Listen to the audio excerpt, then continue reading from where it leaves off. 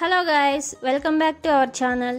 ఈరోజు మనము చాలా సింపుల్గా ఎగ్ టమాటా కర్రీని ఈ విధంగా ప్రిపేర్ చేసుకుంటే చాలా టేస్టీగా ఉంటుంది, ఇంకా క్విక్గా అయిపోతుంది.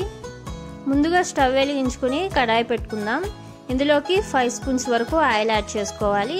ఆయిల్ కొంచెం వేడయ్యాక ఇందులోకి దాల్చిన చెక్క, ఇలాచి, కట్ చేసిన ఆనియన్స్, పచ్చిమిర్చి, కరివేపాకుని యాడ్ చేసుకోవాలి.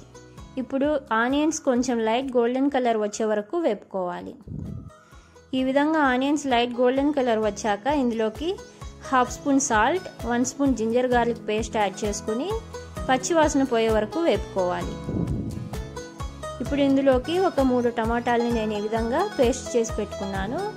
ఇది కూడా యాడ్ చేసి టమాటాలు మంచిగా ఒక 2-3 నిమిషాలు కుక్ అయ్యేలాగా కలుపుకోవాలి. ఈ విధంగా ఆయిల్ సపరేట్ అవుతుండగా ఇప్పుడు ఇందులోకి 1/2 స్పూన్ కారం, 1/2 స్పూన్ ధనియాల పొడి, 1/2 స్పూన్ పసుపు, కొద్దిగా సాల్ట్ యాడ్ చేసుకోవాలి. అదేవిధంగా ఇందులోకి 1/2 స్పూన్ వరకు గరం మసాలాను కూడా యాడ్ చేసుకోవాలి. సాల్ట్ మనం ఆల్రెడీ యాడ్ చేసాం కాబట్టి కొంచెం చూసుకొని యాడ్ చేసుకోవాలి.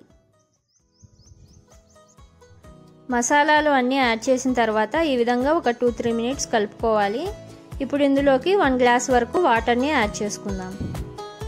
1 గ్లాస్ వరకు వాటర్ని యాడ్ చేసుకున్న తర్వాత ఒకసారి అంతా మిక్స్ చేసుకుని 5 మినిట్స్ వరకు ఉడికించుకోవాలి.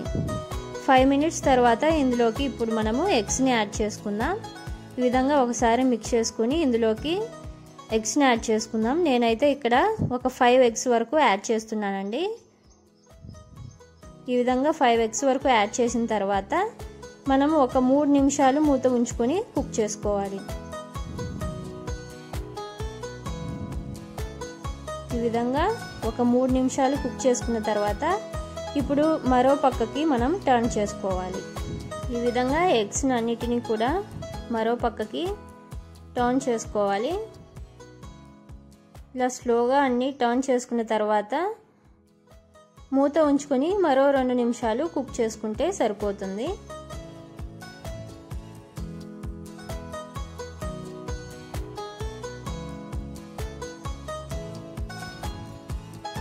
ఈ విధంగా అన్ని టర్న్ చేసుకున్న తర్వాత మూత ఉంచుకొని మరో 2 నిమిషాలు కుక్ చేసుకోవాలి. సో మనకి ఇప్పుడు ఆల్మోస్ట్ ఎగ్ కర్రీ రెడీ అయిపోయింది. చివరగా కొత్తిమీరను యాడ్ చేసుకోవాలి.